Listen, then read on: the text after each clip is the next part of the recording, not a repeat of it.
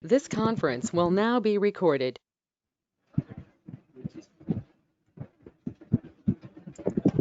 Good morning, all of you. Hello, Jyoti Prakash. Are you there? Hello, can you hear me? Hey guys, Yes, sir. where is your CR? Jyoti, are you there? Yes, sir. Yes, sir. Yes, sir. How are things going on? Getting used to the web classes? Fine, sir. Anyway, without much ado, we will continue today. How many of you have actually accessed the PDF? Has anybody accessed? Yesterday I sent a link. Any one of you at least? Hello? So nobody has seen that? Today's topic is a very important one when you attending the deliveries now. Delivery room management and care of a normal newborn baby within the labor room. So it's a part of a resuscitation program. See, NRP is being getting revised often. Now latest is NRP 7. So I'll follow the principles suggested as per the NRP 7. Before we talk actually about the delivery room management, what's most important is this is based on the International Asian Committee of Resuscitation, ILCAR, reflected in the Consensus Science Treatment Recommendations. It's called as COSTR. These guidelines originally published in 2015, and American Academy of Pediatrics has incorporated them the 7th edition of Neonatal Resuscitation Program, released in 2016. There's quite a few modifications are there for you undergraduates. It may not be necessary what exactly are the definitions, but whatever I'm saying, telling you now are based on the latest principles. Okay, that much you will say. Why is it important to learn about this newborn care is, as you know, birth asphyxia, that means the absence of oxygenation at birth, account for 1/4 of the neonatal deaths. And 90% of the newborns make smooth transition though, but 10% need some assistance and only 1% require extensive resuscitation. But even then, there is a very important. You cannot allow even 1 out of 100 children to die with a lack of knowledge about the resuscitation. See, this in a nutshell, this is described as an inverted pyramid. You see, there are certain procedures which each and every delivery you must be included. For example, positioning, clearing the airway, drying, and stimulation of the breath. Most of the children, they require only this much of it.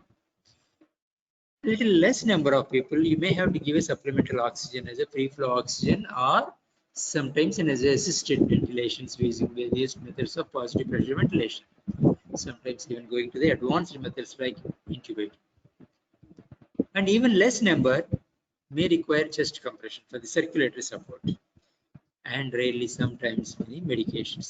So as the frequency they go down the pyramid, the number of cases which require that are being reduced.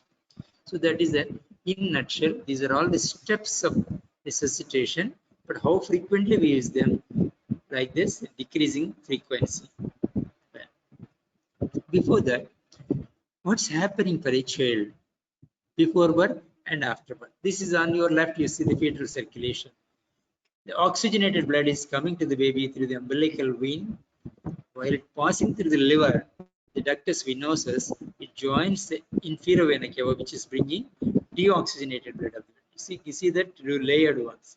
So the oxygenated blood coming from the mother preferentially goes through foramina veil into the left atrium, then left ventricle, and then into the aorta, and preferably pre-ductal branches, that is carotids, that is with the brain and other things. And the deoxygenated blood coming from the inferior vena cava of the fetus and getting mixed in the inferior vena cava, but here it going into the right ventricle in the laminar flow, and from there in the pulmonary vein, And because the lungs are not expanded, filled with one, from the pulmonary vein get into the ductus arteriosus and get into the aorta, descending aorta, and get supplied to the lower limb portions. And from there, through umbilical artery, through paired umbilical arteries, goes back into the umbilical cord and to the mother to get purified. This is in nutshell, very, very simplification of the fetal heart cell. So you see there are communications, the very, very vital communications. One is the foramen ovale, second is the ductal arteriosus. And these two communications are essential. Otherwise, the circulation, the parallel circulation doesn't go. And what happens at birth is, once the lung expands, the pulmonary vascular resistance has come down. See, so the blood goes into the vein and the ductus venosus closes and foramen ovale closes. So now the almost adult circulation has developed. The ductus arteriosus become ligamentum arteriosus. Narrowing with oxygenation, this closes. So there is no more communication here. So these are the major differences which are happening at birth. And let us see what are their importance. Why? Air replaces the fluid in the belly. First breath, what happens when you take the first breath? Some air has come, still fluid is there. The second breath and third breath, more alveoli are opening up and the fluid level is coming down, and ultimately the alveoli are filled with air. So that is in steps. First, filled with air, water, air is coming, more breaths, air is completely fills alveoli, and alveoli are fully, lung is alveolated. And along with this, what is happening to the vasculature of the lung? You look at the vasculature. All the oxygen filled, there is a pulmonary vascular narrow arterioles are there. So because fluid, because literally the blood is not getting purified here. Constricted blood vessels is the technique. Most of the blood on the right side of the heart cannot enter the lung because increased vascular resistance, because of very narrow vessels, and it bypasses going into the artery, ductus arteriosus. Once the lung has expanded, as you see, most this again the fetal lung I was telling you, the same thing. So after this feature of lung expansion, you see the difference. This is before lung expanded. Once the alveoli are expanded, the pulmonary vascular resistance falls and the blood is vessels size has increased. So that means blood vessels, the lung is acting as the purification center. So naturally the pulmonary vascular resistance falls, blood goes into the lungs to get purified. That's the most difference. But in this normal feature, there are many a slip between the cup and the sip. So compromise of the uterine placental blood flow. For some reason, let us imagine there is a placental separation has occurred early, or placental disease has happened. So what happens? Fetal blood flow itself is decreased. That is a primary problem. Weaker, inadequate ventilation. Both the child did not cry properly, the lung will not expand. So more of alveolar fluid has to be pushed. No, it's not happening. In utero hypogenesis, there is a meconium has passed on because some reason, whatever it is, meconium has passed while the baby is inside the amniotic fluid. So this meconium is getting aspirated into the lung, and this blocks the respiratory passages. So even if the lung expands, the air cannot go because of the meconium is blocking that. Some reason fetal blood loss may be systemic hypotension, for example, as in case of a abruptio placenta. What happens? More blood is lost, so fetal blood loss happens, systemic hypotension. There is a fetal hypoxia can happen because of the poor cardiac contractility or fetal bradycardias, systemic hypotension. Various reasons of bradycardia, maybe a block, congenital block, SLE in the mother or something else. Pulmonary arterioles, for some reason, they remain constricted. Even if the lung has expanded, they do not expand. So this is one of the primary pulmonary hypertension of the newborn, PPHN. So these are all the problems that you may come across where you need to assess the child, otherwise child cannot survive. So these are the situations. So what happens because of this? The compromised baby is depressed, the baby manifests as an apnea or sometimes as a tachypnea. The muscle tone, because they are not perfused properly, so they become lax, hypotonic. There is a bradycardia, cardiocirculatory collapse, low pressure, and that leads to persistent cyanosis or low SpO2. So these are all these outcomes can be improved by timely and effective resuscitation. That is important. You should not all these things should not be allowed to happen. So how can you tell the newborn had an in utero or perinatal compromise? There is some methods of it. Perinatal stress results in the initial period of rapid breathing, rapidly, followed by a primary apnea. That means no breathing. That is a completely more than 20 seconds. If there is no respiration, it's called an apnea. So during this period of primary apnea, if you stimulate the baby or just drying itself, the cutaneous stimulation, even simple drying can help. So this will help the baby to start breathing. So this is what is it? Is a typical of a primary apnea. So there is a contrasting that there is a secondary apnea. If cardiorespiratory compromise continues to happen in spite of your primary apnea, baby will have an additional brief period of gasping breathing, sometimes gasping if you don't intervene at all. Then will enter after this gasping period, this may be chain stroke or biotat, whatever it is, then go into a secondary apnea. This apnea, very, very difficult to come out of this. So if you see a child in apnea, you should differentiate as a primary apnea or a secondary apnea. If it's a primary apnea, you may be able to stimulate the baby. Secondary apnea. So what are the effects of the primary apnea, secondary apnea? And the heart rate is coming down, bradycardia, and blood pressure is also initially during the primary apnea it is maintained, but once the secondary apnea sets in, blood pressure falls, the blood circulation falls. So these are the cardiovascular hemodynamics happening behind this, the primary apnea and secondary apnea. But if you do the resuscitation, yes, the heart rate improves. See, heart rate should never be allowed to fall below. And the blood pressure is falling below 20 millimeters of mercury. And with the resuscitation, you can revive the baby. So this is so all this, and while it is happening to the pH of the baby. There no respiration, it is going for a acidotic. And once you start your resuscitation, it is coming back to 7 point. Still acidosis, but still it is better. So these are the things. So what are the things you have to do? The sequence of events in handling a baby. Suppose we are talking about the normal baby itself.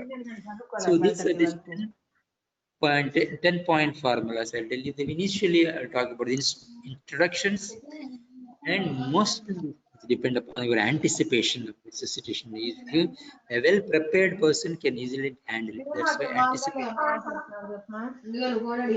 Then we are going to talk about the umbilical cord management. Some of the initial steps we will elaborate. There are more number of data. That's why I just grouped them on initial steps. What you do? Assessment of the heart rate is the next one. The sixth point is assessment.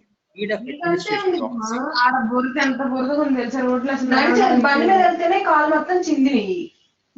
Hello. Please now you are mute. వాడు అడిగిన వెంటనే బయట తెచ్చి బయటకి ఇచ్చేది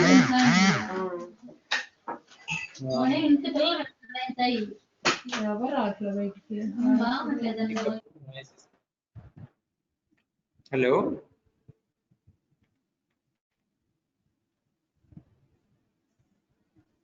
Okay. Now the seventh step is positive pressure ventilation, and advanced assisted ventilation is 8. Then we are going to talk about chest compressions and then medications. Okay, these are the 10 points. Surya, how to mute others?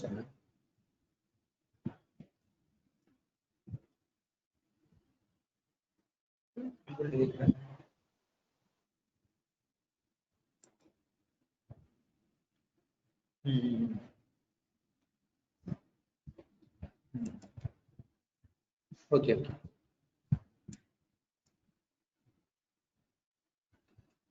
Hello, can you hear me now? Yeah. Yes, sir. So, 1 second, please. The first and foremost,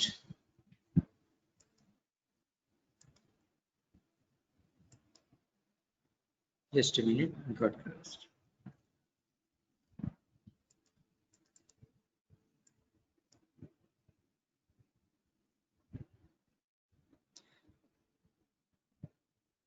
It got stuck actually, just bear with me 1 second.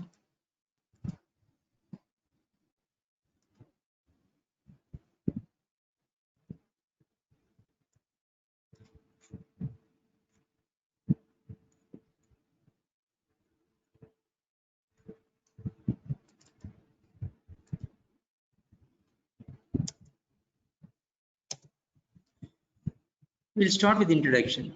So, whenever you attend delivery, you ask yourself these three questions. Very, very important questions are: is it a term gestation? It's a good one in the sense actually whether well attended or not. And looking at the baby, is it breathing and crying? So usually the answer is yes to all these three. What is required is just routine care.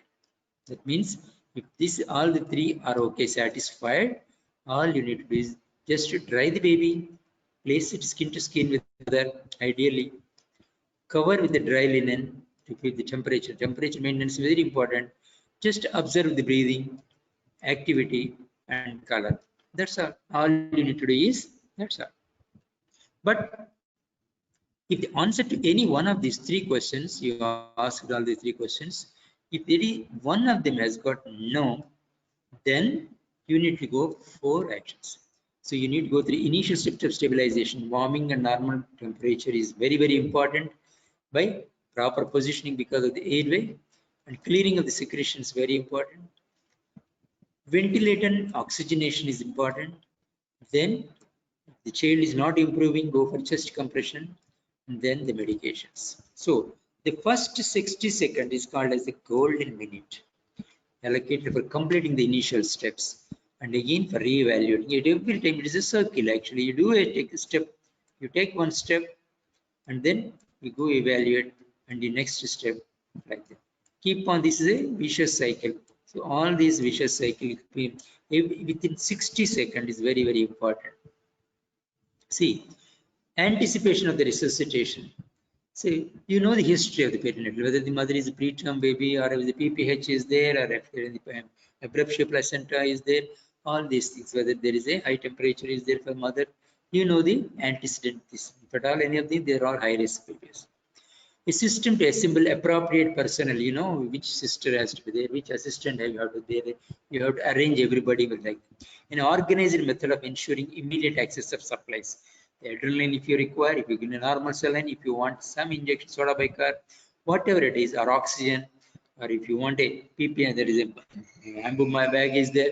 All these things will be properly tested and keep ready. If you after when you need them, then you keep on checking the bulb of the endotracheal tube. Doesn't help at all. Everything should be kept in a proper standardized behavioral skills. Actually, who has to do what? So you must take command, and you have to, somebody has to take the command of the fluids is going on, somebody is going to measure the heart rate, who is going to the positive ventilation, all these things in advance. You must have a clear scheming. Otherwise, no, it becomes a very chaotic management. That's why somebody has to take. If you are the boss, you must be the boss of a team, full team. Then umbilical cord. See, very, very important is the latest in the NRP 7 is the delayed cord clamping is the rule now. Actually, what is the purpose of the delayed clamping is, see, if you delay 30 seconds is the standard one actually. See, these 30 seconds are reasonable for both term and preterm baby. But only thing is, some people used to do the milking. That is not necessary, especially if the mother is not anemic or anything like children born within 29 weeks of gestation. It's not necessarily recommended. Only these premature babies sometimes they make because they are going for anemia of the prematurity. So routinely what is necessary is wait at least 30 seconds is a minimum waiting time before you clamp this, because that time the blood is transferred from the mother to the baby, help the prevention of anemia. Now I am telling the initial steps is the first seconds, all 60 seconds, all the steps you take are the initial measures. So child is born here now, okay. At birth, look for the term gestation or not. All of you know how to know my term or not. Is the baby breathing and crying? Okay. Is muscle tone is good? That means active movements are there. If the yes, keep the mother with the third. All requires is maintain temperature, proper positioning. Positioning means little extension. You see the little extension of the neck, not too much, not too less. And you can keep a pad of kerchief or actually towel underneath the shoulder, not on the neck, please. See, under the shoulder, you keep this one. This is a little extension that will help you open the narrow trachea. Drying the baby to prevent any temperature and ongoing, just keep evaluation. That's all. So within 30 seconds, all these things will be done at all. Well, if the answer is no for any of one of them, it's not a term baby, maybe not breathing well, or the tone is not well, any one of them is the answer is no, then what to do? Again, clear the secretions, dry the infant, stimulate. I'll show you the next paper. In addition to the routine care, clearing of the secretion, the bulb suction, proper sleeping position, drying of the infant and stimulate, because the stimulation of the drying itself actually help as if it is a stimulus for the baby. And at present, at times you may have to do additional stimulation. I'll show you the diagram later on. Because hypothermia is a very, very dangerous thing. Hypothermia, because the gel is coming into the high temperature in core of the baby mother's abdomen, is coming into the cold outside. So maintaining a neutral thermal environment, NT, is very, very important. Recommended temperature for the newborn, see, for non-asphyxiated infant, maintain temperature between 36.5 and 37.5 after birth through admission and stabilization. So any child less than 36.5 is called as hypothermia. So the goal is axillary temperature between 36.5 and 37.5, because rectal temperature you may not have thermometers. So these are the recommended temperature. Everybody just remember, these exams will are very, very helpful. What is hypothermia in a child newborn is less than 36.5. How do you do that? Well, your drying itself will reduce. Remove additional, you get warm clothes actually, and remove the wet clothes. If you keep the wet clothes, actually they themselves are dead. And if at all possible, wherever there is a possibility, that is used a radiant warmer. Whatever procedures you do, that has to happen under the radiant warmer. Use of radiant warmer and plastic wraps. Sometimes I will show you the later on, to prevent hypothermia. Sometimes in premature babies, room temperature itself is increased. There are thermal mattresses and warm humidified resuscitation gases. These are rarely used actually. So, but normally it is actually these two are important. And when it costs, avoid hypothermia. Anything above it should not go above 38 degrees centigrade. Actually, that is over enthusiastically. You don't do that one action. See, this is the provide warmth for normal child. You just, even before you cut the umbilical cord, put the baby on the naked breast of the mother. That itself is because mother's body temperature itself, the skin to skin contact with the mother is very, very, very important. Then you can do all the procedure, episiotomy sutures and whatever it is. Even the delivering of the placenta can wait while the baby is on the of the mother. So the naked baby, put the baby on. The only thing is you just see whether it's breathing or not and moving or not. That's important things. And maintaining the normothermia, other thing is, especially preterm babies, this is a plastic wraps, especially in a resource limited countries, limited settings like India. You can use a simple thing, a plastic wrap, food grade plastic bags, and up to the level of the neck, and swaddling them after drying. First you dry them and keep it like this, so that the radiant heat is not lost from the baby. Especially this is an impression for the small babies, small foot babies and premature babies. And this, the best one is the kangaroo mother. Kangaroo mother care is very, very important. Even for premature babies, we are now adverting, keep the baby very close to the mother. Even after the your cleaning and drying up, just leave the baby with the mother. Here you can see the child is getting some nasal oxygen. Even then, maybe there is an acral cyanosis or something, we don't know. But while whatever the procedure you are doing, you keep the baby's mother with the baby lying with the mother. And regarding the stimulus, I said, just tapping or tickling on the soles is enough, or rubbing on the abdomen or on the back. That's all. Previously spanking and all these things should not be done. So these are the simple stimulation techniques apart from your drying of the baby. Now, clearing of the airway. I said these are all the initial steps only. So sometimes what happens in amniotic fluid is clear, but it may go into the respiratory passages while baby is coming. So suctioning is sometimes necessary. Use a bulb sucker. So this is simple technique, bulb sucker. Only thing to remember is M first, mouth first, and nose next. So alphabetically also M comes first and nose first. Because what happens if you put the nose, actually they may get irritation and actually they start sneezing, and they may what little secretions in the mouth may get aspirated. That always You clear the throat, mouth and throat, and then go for the nose. This is the procedure. And how to use a rubber, the rubber mucus sucker is very, very important. You will be asked in the examination. Don't put the bulb in the mouth and then press it. Always press it outside the mouth. Keep the pressed condition and then put it in the mouth and then release your mouth. This is the sequence of event. If you in the examination, if you do the reverse, that means you do not know. You are actually, by doing that, you are pushing air into the secretions. That's all. That's why the procedure you have to do, you have to practice, because in the Viva examinations also we will be giving this bulb sucker and ask you how to use it, just demonstrate. And this is a and they say suctioning immediately following birth should be reserved for the babies, not routinely, not necessary. The child is crying well, actually there is no need for suction. So these are reserved only for those babies if you think the additional procedures are necessary. And if there is meconium is there, so then you have to think is whether the child is vigorous or not. So if the muscle tone is less or inadequate breathing effort, initial supervision should be completed under the radiant warm. Always doing the radiant warm.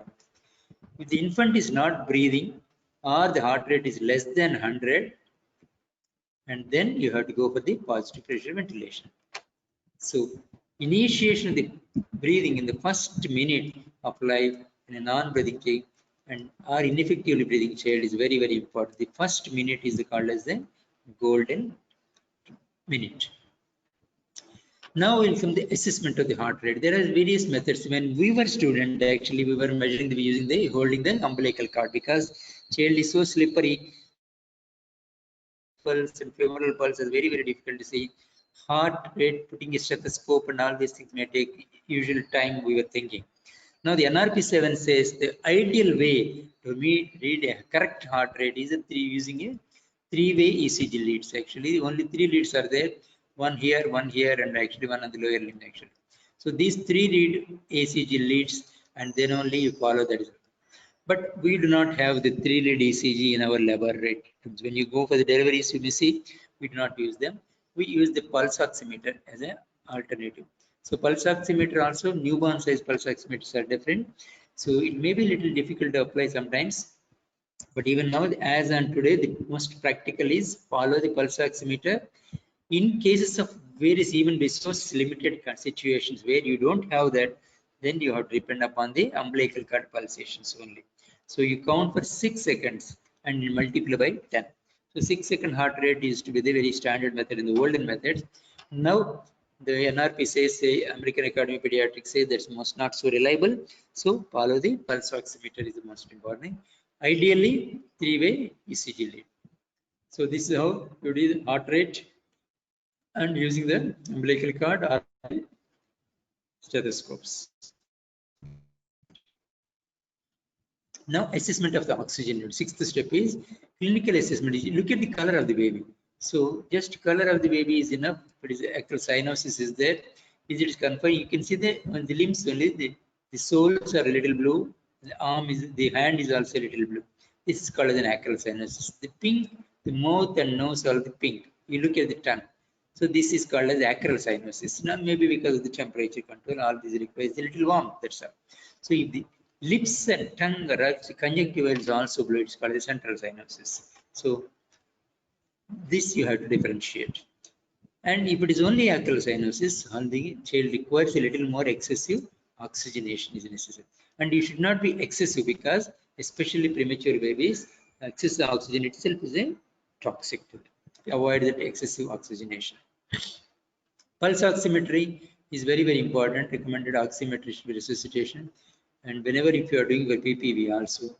And if the central cyanosis, that means lips and tongue, persists beyond 5 to 10 minutes of life, then supplementary oxygen is administered.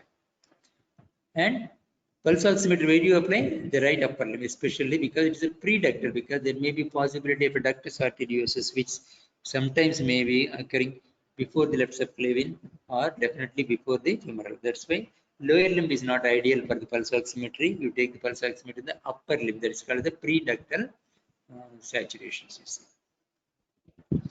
If you want to administer oxygen, so what is ideal? So initial use is 21%. That is atmospheric oxygen, and atmospheric oxygen is more than enough actually. So previously they used to say 10% oxygen, now it is a set percent. Your target, how much time, how long you action, and this is the target SpO2 is actually pre-ductal pulse oximeter. By 1 minute it should be at least 60 to 65, and by 5 minutes it should be 80 to 85, and by 10 minutes it should be 85 to 95. So these are the timing of the emission. So since you are talking about the first minute, see whether it is pulse oximeter pre-ductal 65 or above or not. Otherwise, you have to start an oxygenation. So this is how you depend. This table is important.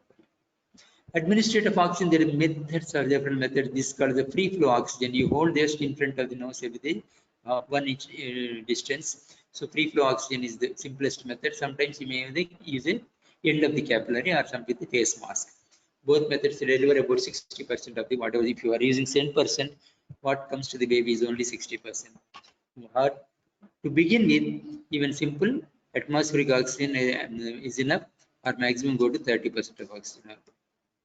So then positive pressure. If the child is apneic or gasping, or if the heart rate is less than 100 per minute after performing the initial steps. So in spite of doing that, if the heart rate is less than 100, that is an indication for positive pressure ventilation. So how do you do? This is very, very important. Remember the 100 figure, heart rate 100 below is not normal at all. So there are various gadgets are available. Free flow inflating bags, self-inflating bags, and TPs resuscitator. This flow inflating is also called as anesthetic bag, usually previously called. That means whenever you open the oxygen, just enter the bag and then you press it in the baby's mouth. Whereas self-inflating bags is automatically press and automatically it gets inflated. This is the ambu bag, that's what you are talking about. The other one is a TPs incubator. One is there is a just one side there is a connection to the oxygen, and one side the outlet, and one side goes to the nose, mouth and nose. So to the baby. So we'll see that later. So this is the flow inflating bag. This bag, every time you have valve is there, you have to keep it open and then keep on pressing that. Here is the baby's delivery. Here baby will be there. So you can see the monitor flow control, how much flow you can control with the valve is there. So self-inflating bag, this is the ambu bag that you are talking about. There is outside oxygen comes here. There is this atmospheric air and oxygen you can convert, separate port will be there for oxygen. This bag you press here and press here, and there is a valve to prevent overpressure. This is called as bag, valve, and mask, BVM. So BVM is nothing but a PPV method. This is a TPS inhibitor. TPS means actually this is for the baby's mouth, and you can adjust the pressures. Actually, you can apply positive pressure also here. Adjustments are there. Oxygen coming from there. So gas outlet is there. Gas inlet comes here. So these are the TPs. The same coming and going there only.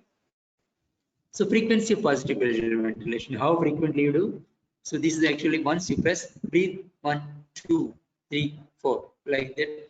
By the time, every time you see squeeze here, give a 1 minute gap, and by you measure 3 or 4, you again press again. 1, 2, 3, breathe. 1, 2, 3, breathe. So like that, the pressure should be adjusted, and see to that mask is well fitting over the mouth and the nose of the baby. And holding this, how to hold it, how to handle, how to ensure the air leak is very important point. Initial pressure, how much it should be.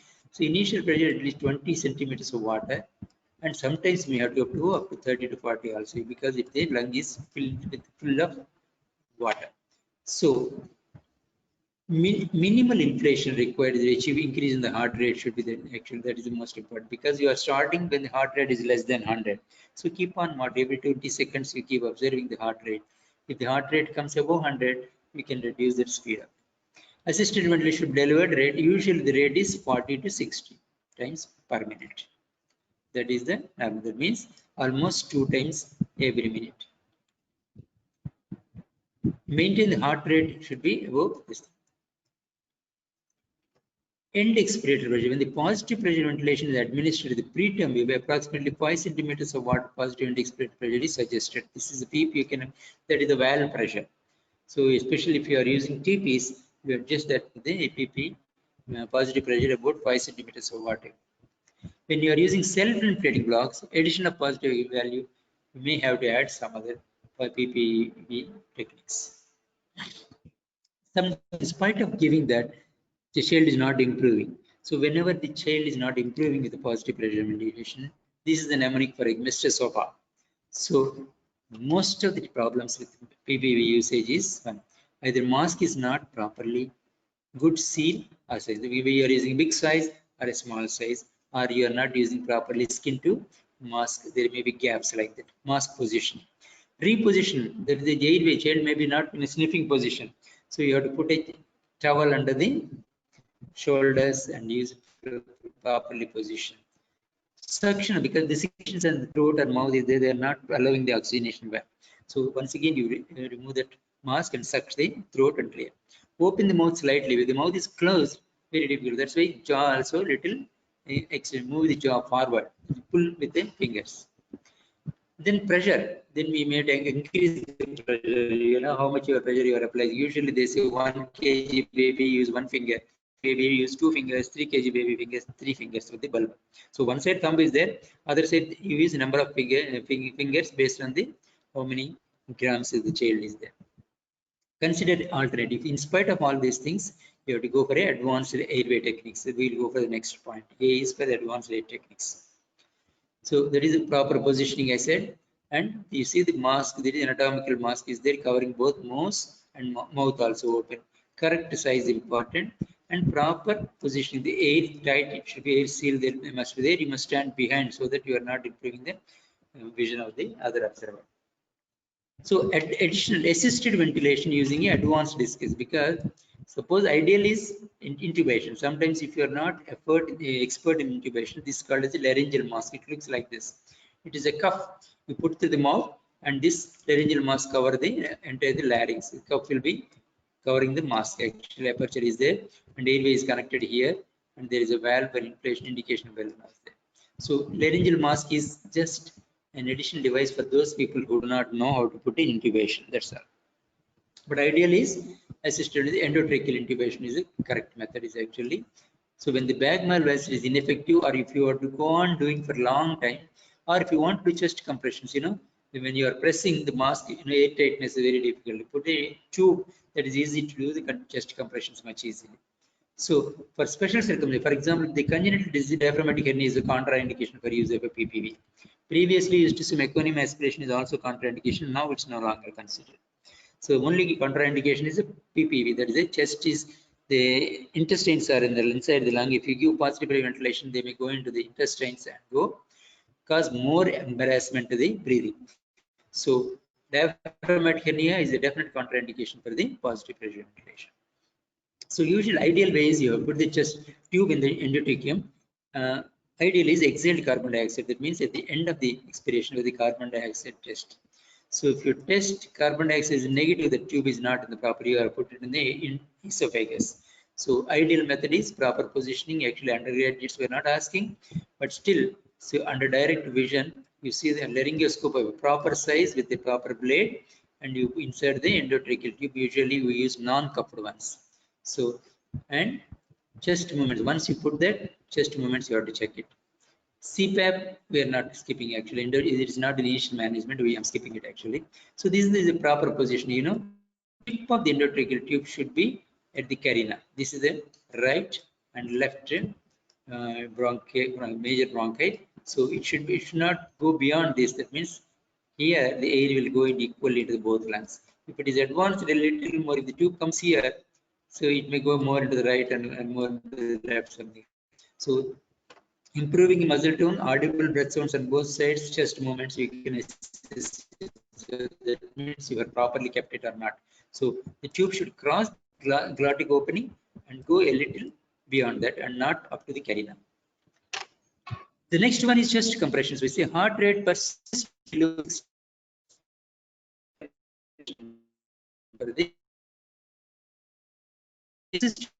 Despite your active ventilation, that is the chest compressions. Instead, assisted ventilation continue because this is a time when you need two people, not alone. One person cannot do that. Compressions are delivered to the lower third of the chest, that is the sternum, approximately 1/3. Sorry.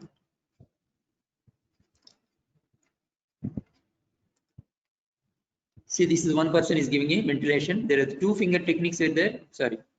And there is also two thumbs method. If the baby is smaller, you can encircle the baby with both hands and do that with the two thumbs. And if the baby is large, or sometimes if it is not in proper position, you can do the two fingers. Ideally, is two thumbs. The method is better. So chest compression should be allowed to reach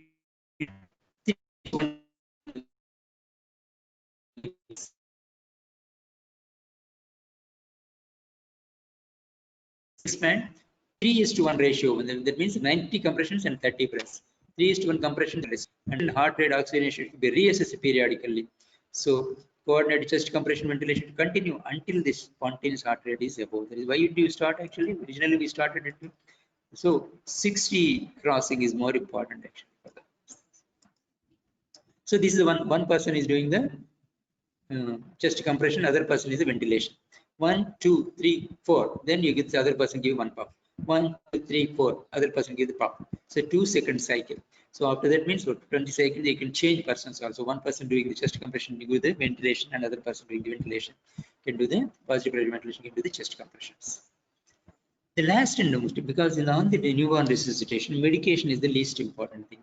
We hardly use the medications, but if at all the bradycardia continues beyond, in spite of all these things, you have to go for the medical. The heart rate remains less than 60 despite adequate ventilation and 10% oxygen, preferably 300 gram and chest compression. Then indication the only drug of choice is the epinephrine, or sometimes you use the volume expanders. These are the only two drugs actually. Previously we used to say naloxone, now it's not also there. So in the room, the only medicines that you should think of using is adrenaline and normal saline. That's all. Epinephrine, so administration dose is 0.1 to 0.3, 0.1 to 0.03 milligram per kg per dose, and preferably it is IV. But if you can't get IV at this stage, if you got no IV access, you can do intrathecally also. Intratracheally also, because the endotracheal tube is already there. But the dose is a little 0.05 to 0.1 mg per kg. But safety and efficacy have not been evaluated, because we say we hardly need, always we'll get an IV line at least. So what is available? What the available is this one in 1,000 solution. These ampules like this, you can see here.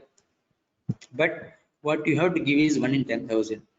That means how do you do that? You have to prepare it 1:10 times dilution, because 1 ml you do 10 ml of normal saline and keep it ready.